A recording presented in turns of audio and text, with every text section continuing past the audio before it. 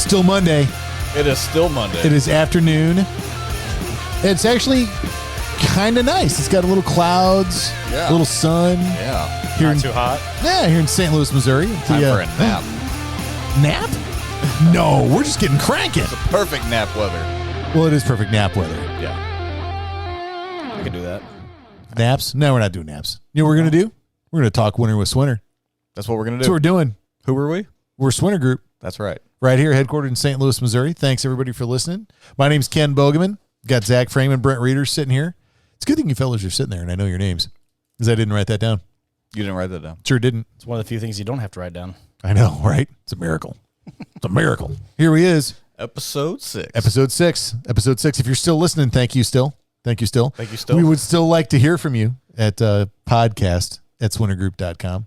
That's an email address. Email address, podcast@swintergroup.com. SWINTER group.com. Wow. Speedy. There it is. They got it. Ready to roll. You know what we're going to talk about today? I do know what we're going to talk about today. What are we going to talk about today? We're going to talk about recruiting and training That's right. You know why we're going to talk about that today? because it's important. And you know why else we're going to talk about it today? Because we feel like it. Okay. He doesn't know. No, I do know. I do know. I actually thought this out. I was like, you know what? You have a plan? I do. We talked about that last episode. Yeah. Gotta have a plan. They got a plan here. No, I mean, if you're in the snow business, you know, you always need more peeps. More hands is better. Are you okay?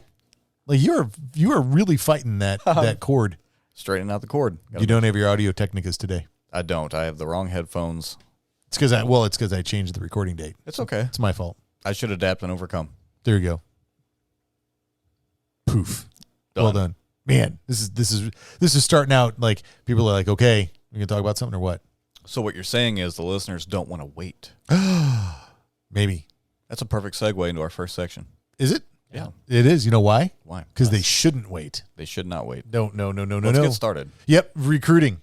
Always. I mean, like you're, if you're in business, you know, the ABCs of business is always be closing, right? Always be closing, always be selling, always be recruiting. I mean, if you do snow, more hands are always better than less. And the more time you spend trying to find those hands and get them in place, the more successful you will be come wintertime. Yeah. It'll take you 87 years to find somebody right now. Uh-huh. Mm-hmm. Yep. And so, the other thing that you've got that we really discovered too is that the folks that want to do snow they're a special breed. So, you've got to find either people that really, really like, dealing with snow and working in the snow, or people that, really, really need the extra money. You know what I mean? Because if you're not going to find somebody that doesn't need money and doesn't like snow, that's going to come out and play in snow. It's not going to happen. That's really true. Yeah. Yeah. I mean, the thing is a lot of people, even if they need money, they may think, this just isn't worth it. At the end of the day, to come out and go to work for what it pays. I mean, it's really, really tough to do that. I mean, it's hard work. It's cold. It's nasty. It's wet. It's icy. I mean, it's not like you're looking for somebody to go, work on a beach somewhere and enjoy the nice weather. I mean, you got to go out in the worst possible elements at all times of the day or night. You got to sacrifice, going to, family events or, vacations or things that, in your personal life that you don't get to do because you got to go work snow because you're on call for it, man. And it's tough. And so, finding those people that you can depend on to come back year after year and that it makes it worth it spending the time, energy, and effort to do the training on. I mean, that can really, really be tough. So, hopefully we'll get through the hour here and we'll have, you'll come out of here with some tips and thoughts and some things maybe you can incorporate into your business on, how to find some people and, get them trained. Right? It's not the easiest thing to do right now. Nope. It is sure not. So, always be looking around. So, by always looking around, what does that mean? So, keep an eye on social media. You know what I mean? If you find people looking for work or if you've got, things that you might even put ads out and go ahead and run them year round.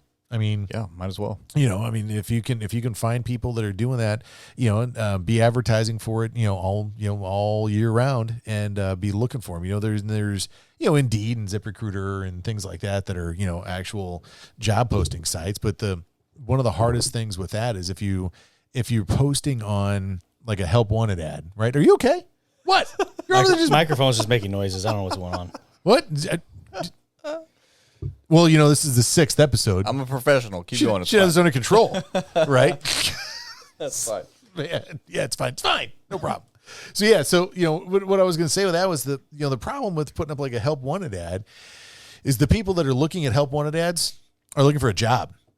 You know, they're not looking for something to do for extra money when it snows. Right. You know, they're looking for full-time gainful employment, and which is great. I mean, that's fantastic. But the problem is they're, you know, if you can bring them on to work when it snows, it doesn't snow every day. You know, so that's something where, you know, that person, if you were to find them and hire them now, well, I mean, hopefully they found a job by the time winter rolls around. Yeah, Right? man, that'd be cool. Yeah. Yeah. So It's always handy to have those guys that are willing to come on as a seasonal guy or just for that event. You know, Right. they have a job that doesn't work when it snows, or they're a school teacher. I see that a lot. You know. Yep. I used to have a lot of guys that worked for me that worked in the school system that when there was any type of major event, they were there, and that allowed me to double or quadruple my ranks Right. without having to keep them on payroll or keep them busy.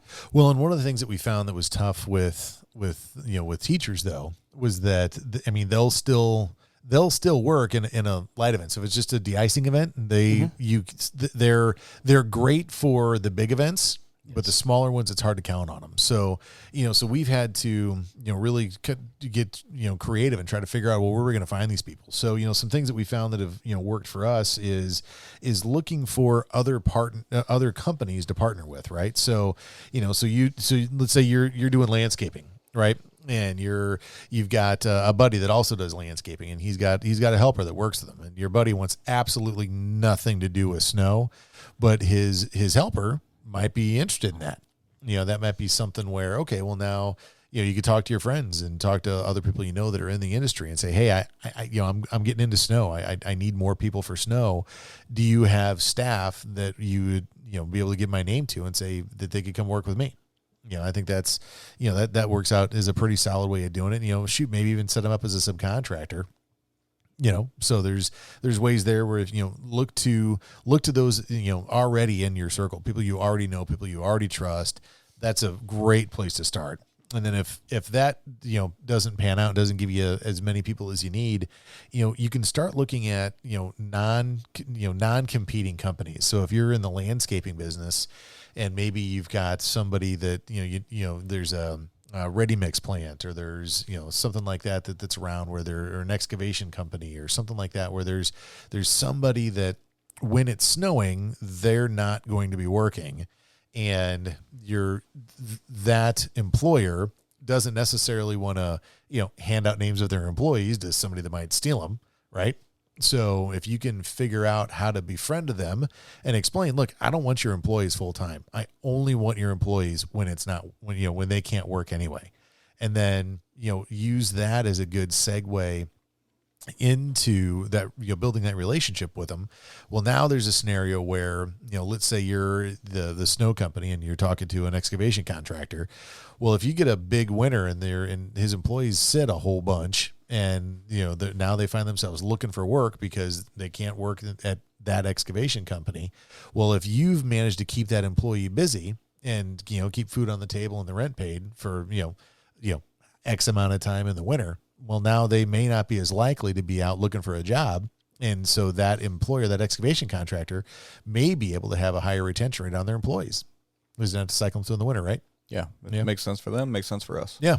We've got, we've developed some partnerships like that around, and it's really worked out well for everybody, right? Yeah, I haven't seen anything come south of that. Right. So that's a real good way of doing it. And so, those are a couple tips for you, kind of think about and look at. Now, here's the thing. What you can't do is you can't just walk in and be like, hey, I'd like to hire your peeps over the winter, please. Right? You got to think that through, right? Yeah, that's not the best way to go about it. Right. You're going to be thrown out the first 3 or 4 times you show up. So, be ready for that. Have a plan in the back of your head. Here's that whole planning thing again. Yeah, you really got to have a plan for everything in snow. Yeah. Think that through. What? I was just saying, that sounds familiar. Right. Have a plan. Yep. So, think it through, and think about, where are your properties, where are things that, other businesses that are close by, And who knows? I mean, where those conversations can go. But I mean, networking and trying to get with companies that you can work with are really, really, really going to do you a lot of good. And probably a good idea to go ahead and treat those people really, really good. Yes. Yeah. Yes. Very good point. That's not even on the list there. It just popped in my cranium. Nice. Whoa. Yeah, working overtime over here. Look at that word. Nice job. Yeah, man. And that's actually a really, really solid point that I didn't put on here anywhere. Nice job.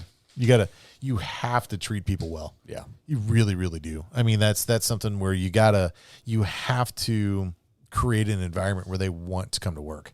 Yeah, especially in the odd hours that we come in and the long days we have. Right. So, once you find them, do take really, really good care of them. And, another thing is, I mean, overestimate what you're going to need. I mean, if you think you're going to need, 3 people, I mean, have 6 or 7 ready to go. Yeah. Right. Oh yeah. Yeah. I mean, there's any number of excuses that come up, and some of them are just excuses. And other times there's real things that happen. People get in car wrecks, people's kids get sick. Their spouse has to go to work. I mean, whatever. I mean, there's a million things that come up that get in the way of working in a snowstorm. Well, now you got the whole COVID factor. Take out a whole crew all at once. What's COVID? Nothing? Is it too soon? No. No. Are you saying it's not real, Ken? No, I didn't say that at all. I had it. I had it. I had it. It was. I had it. I done had it. It was good. I had Hopefully it too. that doesn't happen again. But Right. you never know what Monkeypox. the next thing. Yeah, Monkeypox. Not that Lunchbox. No, monkeypox. Monkeypox lunchbox. Monkeypox lunchbox. Lunchbox monkeypox. You could carry monkeypox in a lunchbox. That. Oh. If you did that, would you be considered a toolbox? Yes. See what he did there? Absolutely. Wow. What, is it too much? Sorry. No, definitely not that one. Wrong button. There you go. Oh, there it is. Yeah, fair enough. All right, so yeah, but no, you're right. Actually, we had a couple entire crews that went out, didn't we? At the same time. Yeah. Yeah, that was rough. That was So- not. Did we? I don't think we did. I think we made it through this year with only having I don't isolated recall that incidents. happening this past year, but 2 years ago when it was a hotter thing, seems like a lot of people were getting hit or didn't know what to do with it. So that's why you got to have a lot of extra workers available, because you never know how many are going to get taken out at once, for unknown reasons. Yeah. Not that anyone was harmed in that; they were just not well and couldn't be around others, which really makes it bad for. Buddy. Yeah. Buddy. Everybody. Buddy. Unless you're a solo walks guy, then you really don't have to worry about it. Well, I mean, Unless you can't stand because you're so sick. But I mean, Right. Not with you being sick. You don't have to worry about other people Right, getting you right. sick if you're a solo walks guy. this is true. well, I mean, One man walks crew. not on the job site. I mean, you can get sick anywhere, right?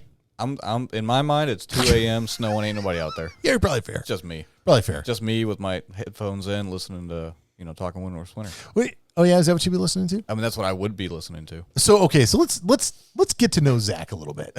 Let's say you're not listening to the Talking Winter with Winter podcast. Right. What are you likely listening to? You want an actual answer, or you want me to fluff this up? Well, okay. If you're gonna have an on-air personality, Yeah. we have to name you, Oh, and then you've got to figure it out. okay. You know what my stage name was when I was gigging? No, I have no idea. Alex Tirigo. Why? Have I not told you this? No, Really? no, this is Oh. Wow. So we don't even know. We don't even know Ken. I feel like I don't even know you anymore. Man. All right. So Alex, you know what? So Alex Tirigo, right? Yeah. Is for short. Maybe I'd go by Al Tirigo. Nice. You got it. Nice. You got it there. I'm there now. You got it. I'm right there. It's There that it was. It's that dad joke thing. Yeah. It's Sure was. It's that whole. Yeah, that. like the 3 autographs I signed though was pretty cool. And big old X on the back of Alex, like lined up. It was neat. Nobody knows who that is anymore. No, nobody knew who it was then, man. What are you talking about? You're a glam band, cover band. It was. Hey, it worked. It was a good time. It worked. It was fun. Oh, and you know what? So yeah. But that has nothing at all to do with recruiting people. But I don't know that matters. It was a good story. It does though, because You didn't tell us what you're going to listen to. Side Hustle Nation podcast. Side Hustle Nation. Yeah. Okay. Well, we're talking about earning extra money. It's usually what I listen to. There you go. It's how to earn extra money. So you would maybe be one of those guys that come out and work at this. Because your 9 to 5 makes you a living, but your 5 to 9 makes you alive. Ooh. Wow. I think he might just prove that he actually does listen to it. Are we going to get sued now? I don't think so. Hopefully that's not trademarked. I don't think so. Okay, good. It might be. Nice. If it is, I'm sorry. Send us an email, podcast@swinnergroup.com. Yep, Let me yep, know yep. I'm wrong and I shouldn't use that no more. Fair. Oh my God, we got to do a commercial. 1, 2, or 3. 1. Here we go. Commercial. Are you still mixing station gas and oil for your string trimmer, leaf blower, or chainsaw? Eliminate the mess and the guesswork with True Fuel, the original pre-mixed 2-cycle fuel. True Fuel is ethanol-free and precision-engineered for small engines, improving performance and extending the life of your outdoor power equipment. And True Fuel is available for both 2- and 4-cycle engines. Empower your equipment with True Fuel. Learn more at TrueFuel50.com. You're listening to Turfs Up Radio, the only radio station of its kind dedicated to the green industry. Now you can even ask Alexa to tune you in when you're home.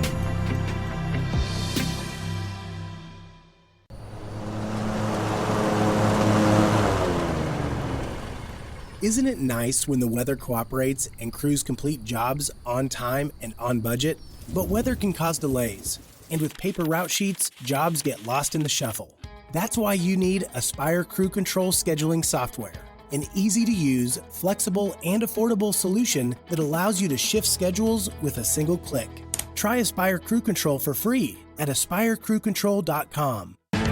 From the East Coast to the West Coast and around the world, here's to all the women in the green industry. Turfs Up Radio, your industry, your station. And we're back. Turfs Up Radio. Turfs Up Radio. Hey, you know what? I don't think we thanked anybody from Turfs Up in the last episode. We were really busy in the last episode. That's true. There was a lot of information we had to get through. Yeah, so thank you guys. Yeah, thanks. Appreciate Thanks it. for having us on. Yeah, nice to know. Nice to know them.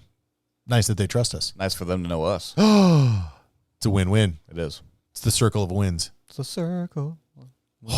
Do it. No, Sing more. Nope, I had to cut it off. No, man. That was it. Man, we could. What are you drinking? Coca-Cola. Damn it.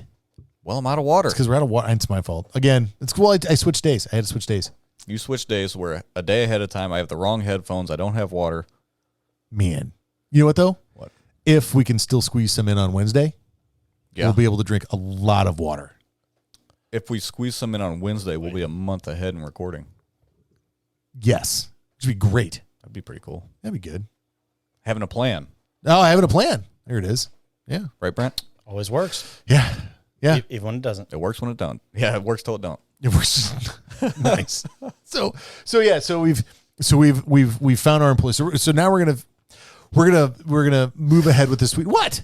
Nothing. I'm just waiting for this next point because I know It's it's coming. taken forever to get there. Today, Junior. That's right. It's fine. So we're gonna assume that we found our employees, right? Yep. And so we got to train them. So there's I've got 3 different sections of training. You know, one of them is, free training that's out there, and then, paid training that's out there. And then I want to talk a little bit about industry standards at the very end. Oh, okay. Yeah. So, so if you don't have a lot of dough, right, you've got these people trained, not trained, you've got these people hired, and then you're going to work on getting them trained up, right? The very first thing is make sure you have some type of actual formal training that you can document.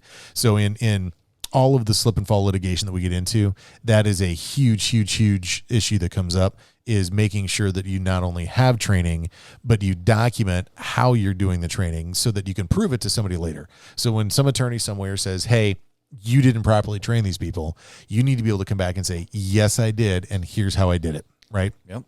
So, what you don't have to do is you don't have to do one thing or the other thing or this thing or that thing. There is no, predetermined, this is exactly the way you have to do that. But you do have to have some type of training in place so that you can say that, hey, I've made the effort to train these people, right? And so you don't have to spend a ton of money on it. YouTube is you can spend forever in a day on there learning all kinds of bad habits. Yes, actually, that's what I was going to go towards. Oh, I saw you lean in. You're like, man, I can't let this happen. Yeah. Yeah, no, I mean, there's some good ideas on there too, and there's also a lot of reasons why not to do certain things. yes, I think that that there have been several videos made from state departments of transportation that have a lot of information up there on their training policies and practices and procedures that they actually have uploaded that training to the YouTube platform, and then you can see them. On the commercial side, so if you're doing roads or you're doing municipal work or roadways or things like that, there's more options I think for you in that arena than there are in the commercial world.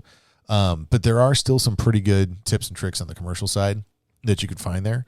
But sometimes just watching one of the YouTube channels that is doing a review on a piece of equipment, you'll pick up how they're using that, how they're intending that equipment to be used by watching that review. I've seen several pieces of equipment that they're like, yeah, watch how we can do this and how we can attack the edge of the parking lot where the sidewalk is and how clean we can get this. And suddenly you realize, oh, wow, this guy's really knows what he's talking about. And if you weren't already doing, your process at the same level, now you can understand how these other companies are doing it and get a real good understanding. Yeah. And I wouldn't advise if an attorney someday asks you what is your training practices and you say, well, look here's a demo video on how to use a snow raider and it says, look how clean we can get the curb line. I think that you need to take that information and then create your training program. You can reference things that you find out there, but if you're going to draft your own program, that's fine, but make sure that you are citing your sources. And you're saying, well, in the training video for this piece of equipment, it was, they're demonstrating how to make the curb line clean because cleaning the curb line is important. And here's how we do it with our equipment. That would be how you would tie something like that together. Oh, yeah. That makes sense? Mm-hmm. Yep. So, I think that you can find that stuff YouTube. Another thing you do is, Google is, of course, the deep dark hole that you can just lose all kinds of time on, but you'll find all kinds of stuff there from universities, departments of transportation, local municipalities. Everything you can imagine is going to be on there. And what you can do is if you add like .pdf behind your search, then you're more likely to find actual documents. So if you were to say, snow removal training.pdf. Well, you're likely to find, say, a university's website or a business's website or a property management company's website that has their own snow removal training, and they named that document snow removal training, and then .pdf is the document name, and Google will find those. So, it might take you some time to get through there, but again, that's a good resource for finding that kind of information. Just make sure your safe search filter is turned on. Maybe. Unless you're into that. Maybe. You never know. Sure. Cold. You know what? This could get real out of hand real fast. Real out of hand. Super quick. What are you drinking? Coke. Damn it. Coca-Cola. You know what? If you were drinking water, this conversation would be a lot more fun right now. It sure would be, but I'm a day ahead and a drink short. It's fair. That's fair. That's fair. So yeah. So if you're not wanting to spend a ton of dough buying training, certainly do that by compiling as much information on your own as you can, and find information that is relative to what you're doing. Right.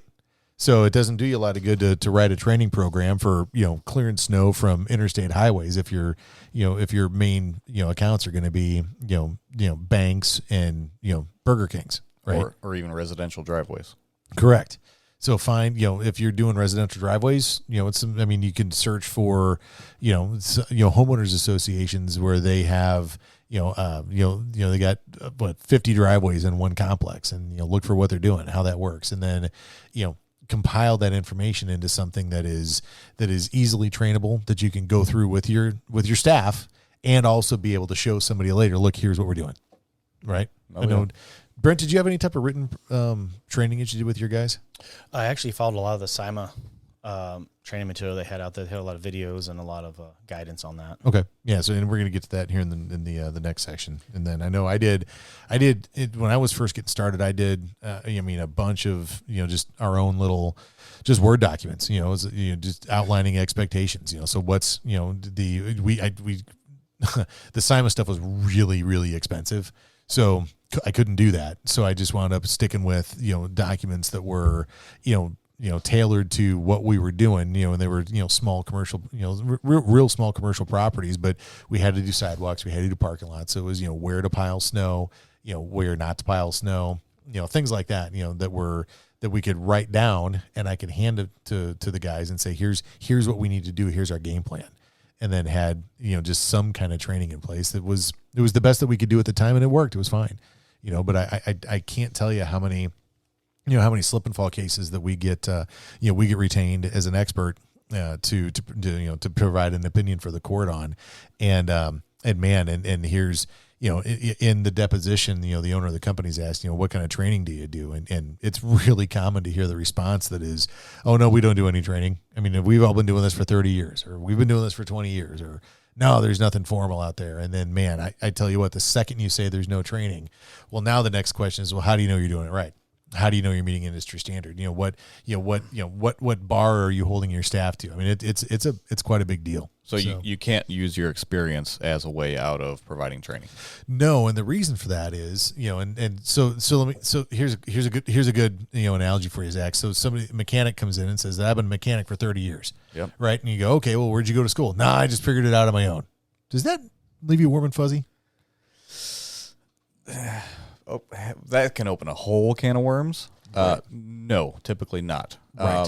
If you're self-taught, that's one thing, and that's great. But I need something that I can really put my hands on and understand where your experience and your knowledge came from. Right. Well, because the reality is that you may know that, I don't know, if you take a quarter and you grind down one side of the quarter so it's flat, and you stick that into the fan.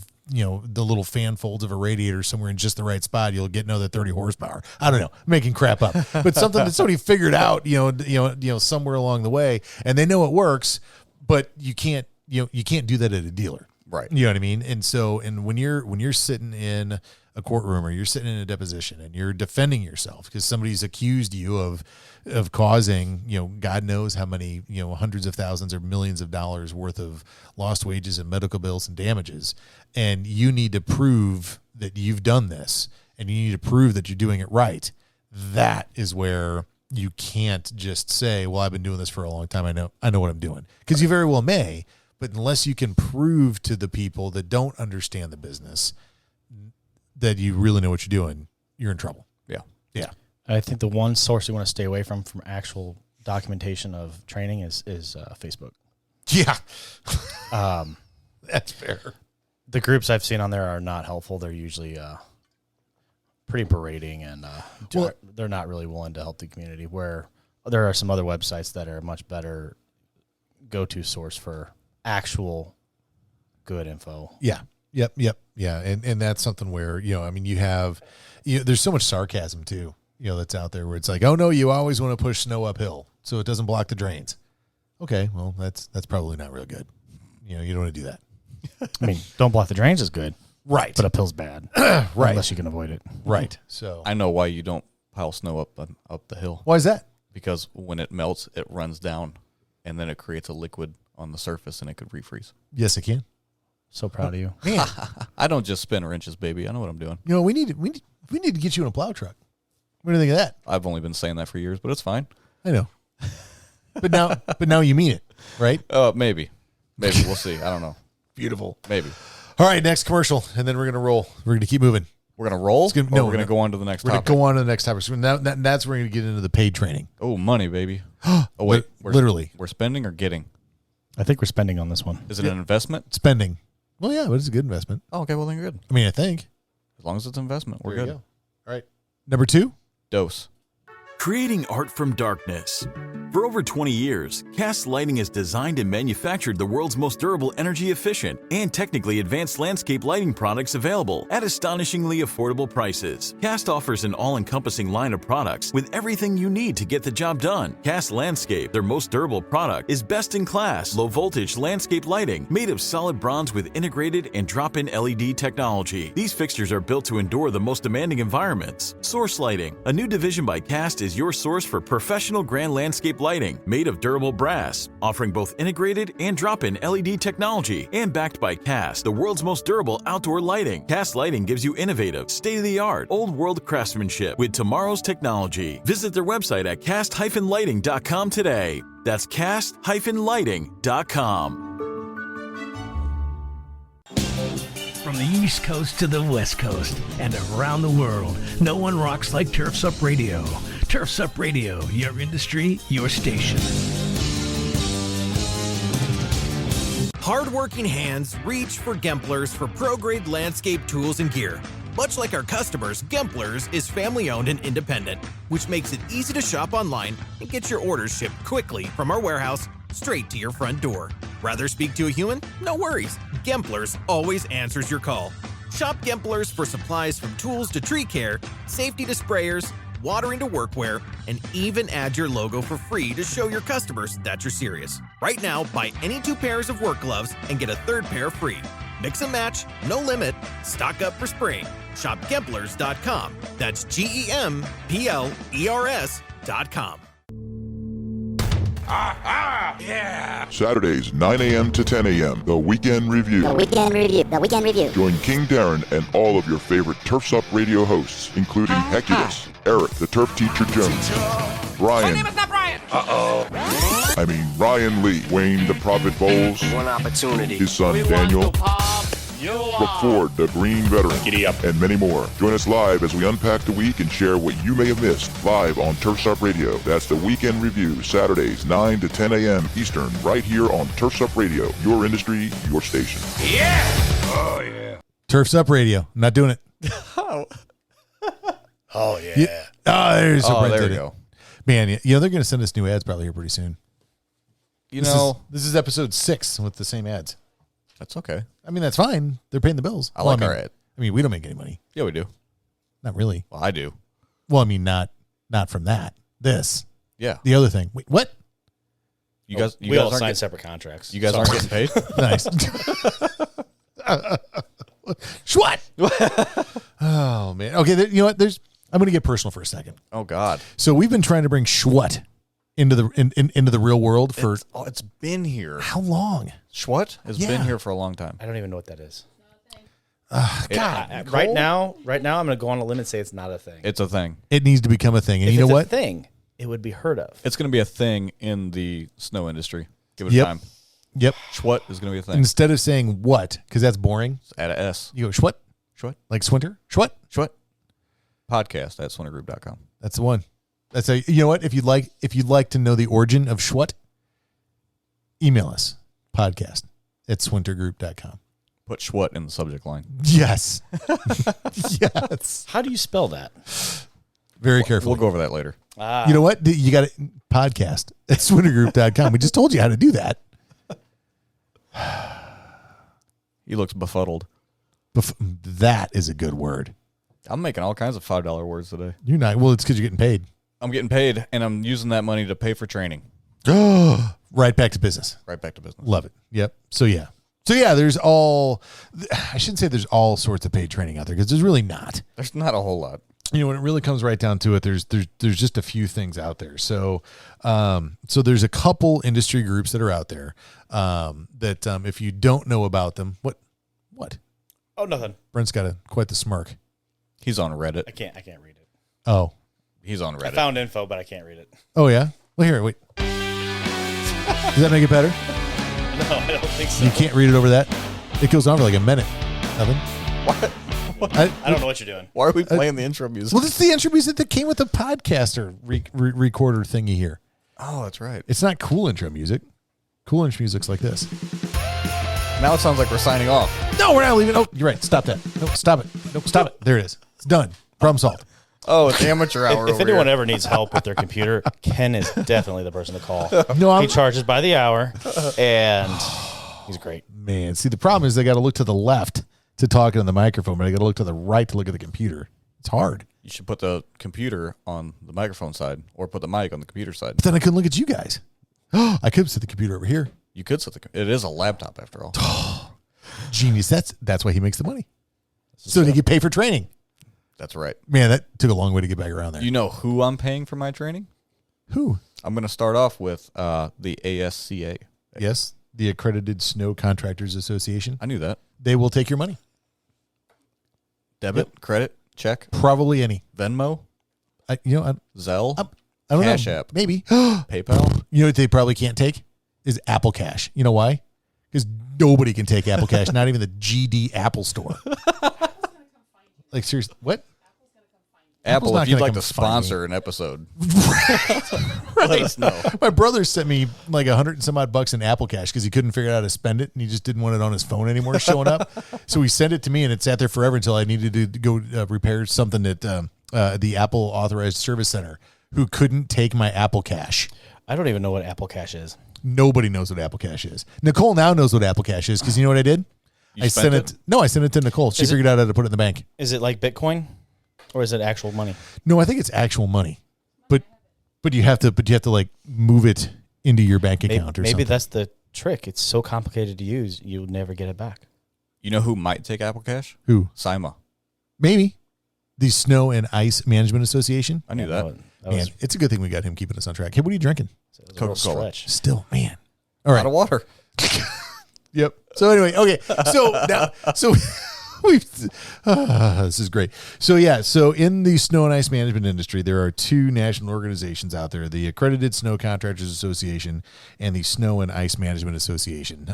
SIMA's been around for longer than ASCA has, and ASCA is a for-profit organization, whereas SIMA is a non-for-profit organization. That doesn't mean that stuff's free with either of them. It's just how they're organized, right? So the ASCA accreditation stuff is out there, and they've got different levels of accreditation that you could work towards. There's to get to their top tier, top dog accreditation stuff is really expensive.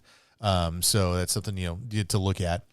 SIMA is a little different. So they're it's the best way to put that.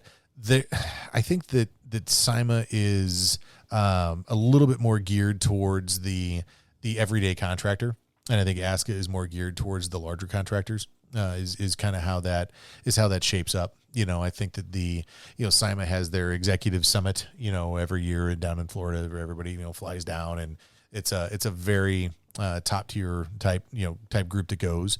So it's something where it's not as easy for the little guys to be a big part of a player over there. Yeah. I think SIMA is more geared towards your everyday contractor. I'm personally much more familiar with SIMA. I've been a SIMA member for a long time, and I was an ASCA member when they first kind of came out, but I'm currently not. The SIMA has a couple. They have lots of individualized training that's out there. Lots of things that you can browse through on training possibilities for your crews. They have two designations that are really, in my opinion, fantastic. There's the ASM, the Advanced Snow Manager, as well as the Certified Snow Professional. We did an experiment this last year, 2 years ago. Well, actually, up until this last year, we did not require any of our field managers to have any types of certifications. And then last year, we did say, hey, we really want all of our field managers to have at least the ASM, which is the Advanced Snow Manager is kind of the it's the snow manager, right? It's not the Certified Snow Professional, which is the sort of the top tier there. So we asked all of our field managers to go ahead and take the ASM, which they did go through that process. And I think that that helped them a lot. They had a better understanding for, what makes things refreeze and how, pavement temperature versus ambient temperature and the different methodologies that are involved in plowing. Are you saying that if you're going to manage something, it helps to understand it? I know. It's bizarre, isn't it? Yeah. Why? What side of the building does it freeze on more often? I've always wondered that. What's interesting is most people say the north side, but it's not just the north side. It's also the north and the east side as well. Huh. Where'd you learn that? Where did I learn that? Yeah. I learned that as part of my Advanced Snow Manager training. Wow. As well as the CSP training. Where can I get that? You can get that at CIMA.org. You know, .org is kind of fun to say. Org? The ASM training is pretty easy. That one. It's pretty easy to go through too. It's not dry. It's not awful. I mean, a lot of times people hear training and it doesn't sound appealing, but it's not a difficult course. It's pretty informative. Yeah. Yep. And then if you're looking to spend a little money on training, you know, there's also another avenue other than just those two agencies as well. There are private consultants out there that specialize in training for the snow removal industry. You know who one such company that does that? Swinter Group out of St. Louis, Missouri. Really? They do. Wow. It's part of the SG Advantage program. Oh, wow. Yeah. That sounds like a big deal. It is. It certainly can be. Yeah. Pretty valuable service they offer. It is. I mean, tremendously valuable. So it is. Say I wanted to reach out and get some information on that. Where would I go? Well, you could go to podcast at swintergroup.com. Weird. Okay. And say, hey, I'm interested in training. And then we could say, yeah, let's send you some information. Please specify snow training when you send that email. Right. Otherwise, you just get loaded up with weird GIFs or GIFs. Yeah. How to navigate the catwalk is not our specialty here. No, not really. No. Are we willing to research it, though? Maybe. I mean, I see. I mean, you can't get better unless you're learning, right? That's right. Yeah. But yeah, no, I mean, if you were to Google, snow removal consultants, I mean, you're going to come up with a few of them out there that are, our competitors as well as us. That we will come to your shop wherever you are, actually anywhere in the country. We'll come and that would be the United States. That didn't know. Yep. Oh yeah, they don't know where we're at. Right. Oh, wow. St. Louis, Missouri is in fact in the United States. We're actually right in the middle, which kind of makes it easy to get in places. Which is sometimes. Fun. Sometimes. Yeah. Yeah, but anyway. But yeah, no, we'll come and come to your shop and we'll run through a full scale, training program that we could go through with your, shop personnel, with sales personnel, with, your management, your HR, recruiting, risk management. I mean, any level of training or help that you're looking for. I mean, that is something that we do. The furthest away we've gone was Alaska. I didn't get to go. No, you didn't. Did you work here at the time? No. That was fun. It was really, really cool up there. Actually, they were in a town that historically hadn't done any de-icing at all. They used mostly just plow snow and then apply traction materials. And they were looking at the de-icing chemicals. How do they work? What's a good way to do that? And it was really, really interesting kind of seeing how their different take on it from we're so used to the addiction to de-icing chemicals down here that we have. I mean you've got to get rid of everything down in the lower 48 here, and it's it was definitely a lot different up there. So that was a very, very interesting trip. So that was cool. Sounds cool. Liked meeting with them and doing all the work we did. Did a lot of work remotely, of course, and then was able to go do face-to-face stuff. It was pretty neat. So that's awesome. Yeah, so we incorporate that with all of our customers, where we will work out especially with all the Zoom and GoToMeeting stuff now, that was kind of a positive thing that came out of COVID, is it made the world a lot smaller. So we're able to still do quote unquote face-to-face meetings from the other side of the planet. So we can do what we can virtually, and then if need be, we certainly come there and meet with your team and help with everything we can. And that personal opinion of mine is that is a really, really good way to get a very big bang for your buck. It's one thing to take a course and read the material and then spit it back out on a test. I mean, that's fantastic. It's an entirely different scenario when you can read it, spit it out on a test, and then ask somebody, why is this important? Why is that important? Where are those differences, and where should I focus my efforts? I mean, yeah, you got to know this stuff, but in your climate, in your neck of the woods, what is the most important thing for you? And that's where that private consultant comes into play. If you could bring somebody in that's been doing this for 25, 35, 45, 55 years and be able to explain to you why something is more important than the other, then you may be able to look at the equipment balance that you have. What types of equipment are there that really makes a difference for you, and what types of equipment just absolutely don't. It's just, we've got some trucks here that, well, maybe we just shouldn't have, because they don't leave the yard that often. Right. And so we've learned for our business, the way that we're set up, what's the best to have? And I mean, it's taken years and years and years to get there. And over the years, you cull out the stuff you don't need and you get more of the stuff that you should have. And that is really money very well spent. And it also helps to have that relationship with somebody that doesn't even necessarily need to be a mentor. I mean, I think that maybe even gets a little on the squirrely side, but I think it's just somebody that you can call and say, hey, do you have any experience with a snow melter? Do you have any experience with, side-by-sides? Do you have any experience with giant boxes, small boxes? I mean, how can you help me with this information? What are some things that I should look for? Because as a business owner, you're probably well aware that there are things you don't know. And that's, to me, the scariest is not knowing what I don't know sometimes. If we look at a new endeavor, I mean, that's a big deal. So having somebody in your corner to help out's a very, very helpful. So. Yeah, just don't let yourself get to the point where you talk yourself out of doing it due to lack of information. Yep. Let somebody else talk you out of doing it. Yeah, because they have the information and we don't. Right. You don't. Well, that's true. You might not. Even if they don't have the information, sometimes they can just tell you no. Yeah. Hi, Nicole. YouTube and Google. She's right there. Not paying any attention at all. Good for her. Good for her. Man. Laser focused on her work. That's right. I don't have a laser sound in here. You don't have a laser sound? That is not a laser. That's lame. I see a bigger board coming in the near future. More buttons. No, I just need to download this stuff. I'm sure it's on there. I'm sure you can figure it out. There's that whole IT thing from before. Yeah. Hey, we're late. I got to do a commercial. We should do a commercial. Okay, bye. Fed up with your current software solution? FieldRoutes is the cloud-based software technology you need to level up your lawn care business. From routing to scheduling, collections, marketing, reporting, and more. It's the all-in-one solution that automates, not complicates. FieldRoutes helps lawn care companies simplify, scale, and grow. Schedule your free demo today by visiting fieldroutes.com. That's fieldroutes.com. You're listening to Turfs Up Radio, the only radio station of its kind dedicated to the green industry. Turfs Up Radio, your industry, your station.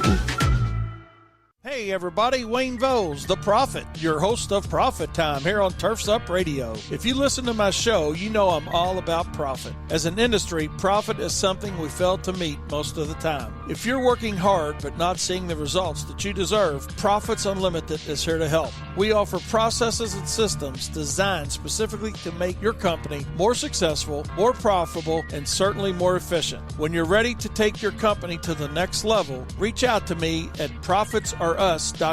That's profitsareus.com. And don't forget to turn into Profit Time every Monday, Wednesday, and Friday at 10 a.m. Are you a military family with a spouse on deployment away from home?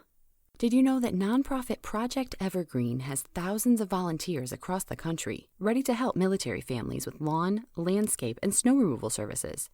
We call it Green Care and Snow Care for troops. If you are a military family and would like to receive this free service, or if you'd like to volunteer to help, visit projectevergreen.org. Project Evergreen, creating a greener, healthier, cooler Earth, 1 yard at a time. 1 yard at a time. Make it snow, baby.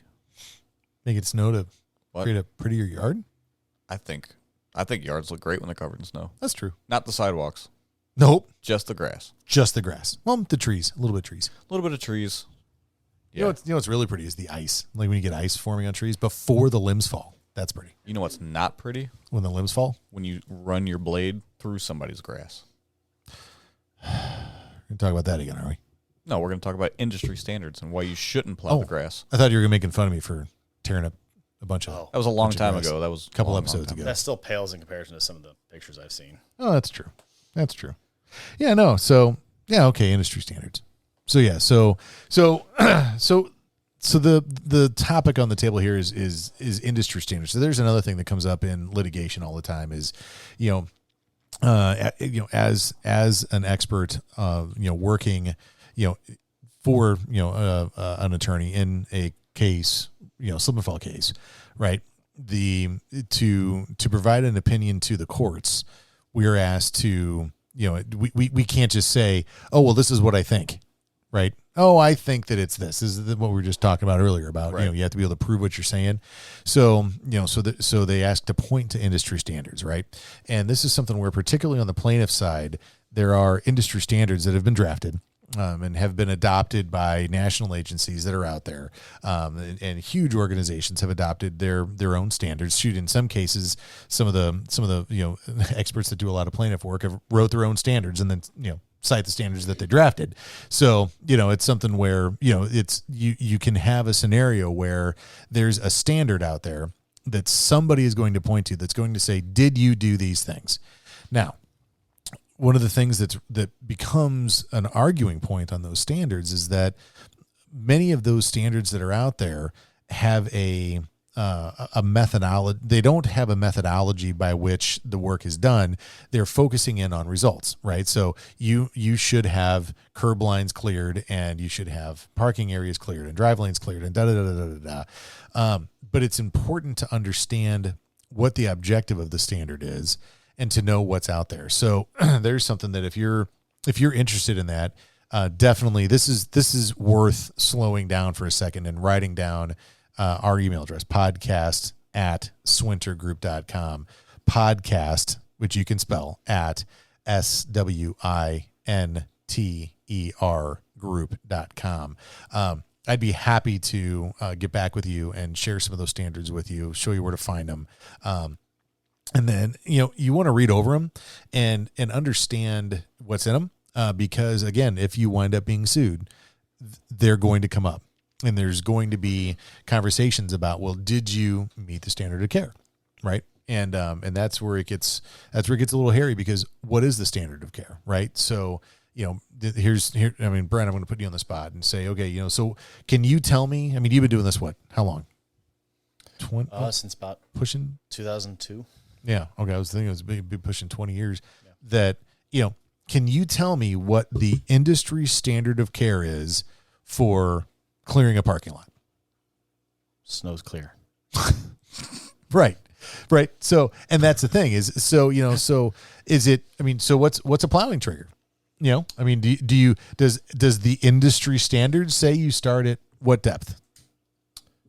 That's hard to say. And most of the time, 1 inch of snow is the preferred trigger, because it allows you the biggest chance of success. But I've seen triggers as much as 6 inches, right, coming down from these companies with big RFPs, and there's no reason for that, right? And so that's or how about this? What's the standard of care for snow piling?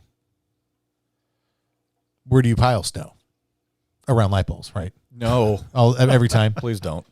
Someone needs to get that out there. I don't know how many times I see 20-foot piles of snow around light poles everywhere. Right. So if you're listening, for God's sakes, stop pushing snow to the light poles. Your electrician loves it, but not your electrician. Some electrician. Yeah. Yeah. Light pole falls over from rust holes that are 15 feet in the air. Right. So that's the thing is, the attorneys will point to, the standard of care is what they wind up debating. And so you ask yourself, okay, well, some of your contracts, you make the decision on when you go to work. Other contracts, the customer makes the decision when you go to work. Some contracts want you to start at 1 inch, some want you to start at a ½ inch, some want you to start at 3 inches, some are 4 inches. Some are vague. Right. Say that we're paying for this, but you're responsible for the property at all times. Right. So you may very well find yourself in a scenario where the contract that you have, say, like, let's say, I'm not want to name any names. Let's say you're a major retailer, right? And your scope of work has when you send out your bidding, you're going to ask for your bids to come back, and the trigger for plowing is 2 inches, right? But it also says one sentence buried in there is that you must maintain a slip-free environment, right? So does that contract meet the industry standard of care? It becomes a very, very debatable question, because if it's 12 degrees outside and the temperature's dropping and you've got 1.5 inches of snow on the ground, and now the temperature keeps dropping, and then you get to 1 3/4 inch of snow that's fallen, and now it's 0, and then the snow stops falling. Well, your contract doesn't require you to plow, but the contract does require you to maintain a slip-free environment. So now what? I'll wager you're going to put down more salt than you're ever going to get paid for. Right. And yeah, it's going to be bad. Right. So that's the kind of thing where, we see that a lot where, a contractor will come in and that very scenario happens. It's, the temperatures are real cold. Maybe you applied, some type of pretreatment, maybe you didn't, but you've got, you get 1.5 inches of snow and it doesn't hit the plowing trigger. And so you didn't show up to plow. And well, now what? Because the contract doesn't say you got to plow. The contract says you have to maintain slip-free environment. And so the contractor's argument is, well, they're not paying me to plow. I'm sure as hell not going to come out and plow. But guess what? You're on the hook because the contract requires it to, remain slip-free. And so, that now becomes the governing document. And now it's really hard to argue that standard of care. So, it gets really, really confusing in there. So, the more familiar you become with industry standards, particularly the documented industry standards, that when somebody falls and sues you, they're going to throw those standards at you. It's going to happen. There's no way around it. When that happens, then you need to be able to defend yourself, right? And so the best way to do that is before you sign that contract, have those standards, ready to go, and then talk with your customer and say, hey, here's the problem. You don't want me to plow until 2 inches, but your scope is requiring me to do this. And by these standards of care, I can tell you that salt is not going to work at, 0 degrees on 1.5 inches of snow. It's not going to be a feasible option. I'm going to have to plow that.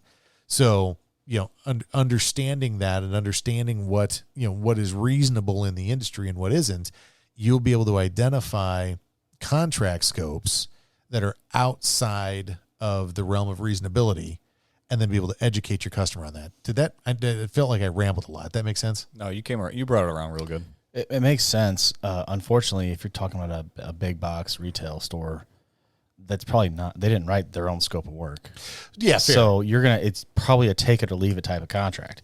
And you got to decide, are you willing to take that risk or not? And while it might work out, you might also get sued, 6 times in that one season. Yeah, and just because the contract is outside of the standard doesn't mean that you can't perform to the contract. I mean, if your contract says you have to maintain a slip-free environment and it has a 4-inch trigger for plowing, well, that doesn't matter. You have to maintain that slip-free environment, which means you have to plow it or de-ice it as often as you feel necessary.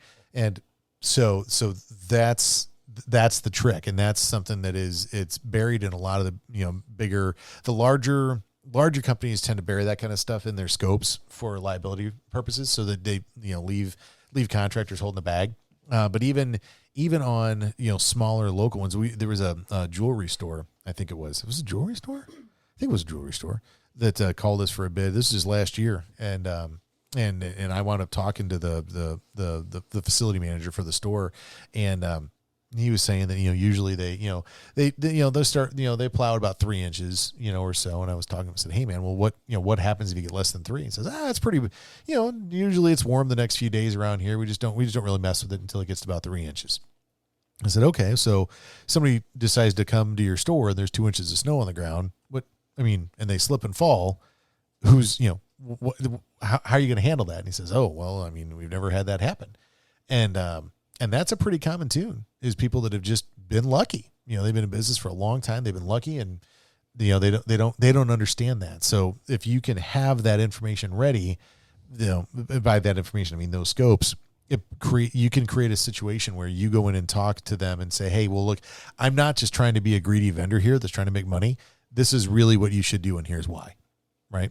So, and again, holy crap, we're out of time already. So yeah, podcast at swintergroup.com, right? What? We you can't make it a thing if you don't use it. It is a thing. It's already been a thing. It's been a thing for decades. You're damn right it is. So it's been around since 2008, but it doesn't mean what you're using it for. Oh, no. It means exactly. Is it Urban Dictionary? It is. Don't read that. You can't trust that. Well, there's no other source. We gotta go. Run. Run. Man. All right. Well, hey, thanks for hanging around. Episode number 6 We'll stop counting them once you get, enough that it's worth not counting. No, we won't. You're right. Well, this was episode 6 of Talking Winter with Swinner. I'm Ken Bogeman, Zach Frame, Brent Reeder. We're with Swinner Group in St. Louis, Missouri. Thanks so much for listening. I'm really looking forward to hearing from you. Shoot us something at podcast@swinnergroup.com, and we'd be happy to answer whatever questions you've got. And, I got a good sign-off. You ready for this? I just thought of it. Oh, yeah, go. Always, no matter what, think about winter, and always, always stay cool.